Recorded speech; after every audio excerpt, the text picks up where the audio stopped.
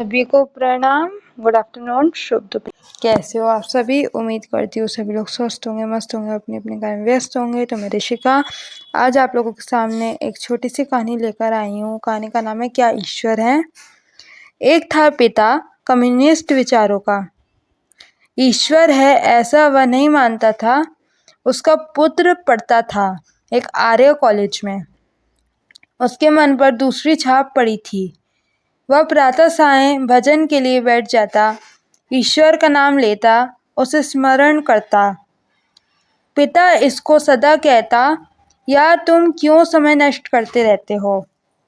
संसार में कोई ईश्वर नहीं है?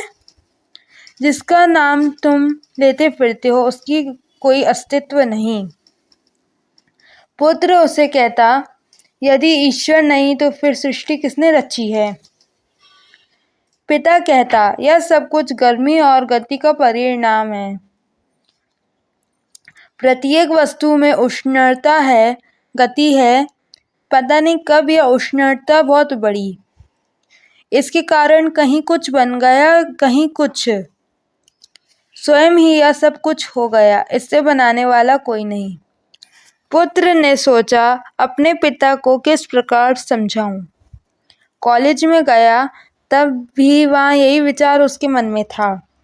एक बड़ा सा कागज लेकर सुंदर रंगों के साथ उसने एक चित्र बनाकर घर में आया। उसे कमरे में रख दिया जिसमें उसका पिता सोया रहता था। पिता कार्यालय से लौटे तो चित्र को देखा। पुत्र से बोले, यह चित्र किसने बनाया? यह तो बहुत सुंदर बना है। पुत्र ने कहा, किसी ने भी तो नहीं बनाया, अपने आप ही बन गया। पिता ने आश्चर्य से कहा, आपने आप? पुत्र ने कहा, हाँ पिताजी, कॉलेज में कागज के रिम पड़े थे, उनमें उष्णता और गति आई तो एक रिम से यह कागज उड़कर मेज पर आ गया। एक अलमारी में रंग भी पड़े थे, उन्हें गर्मी जो लगी तो उसके अंदर शक्ति आ गई।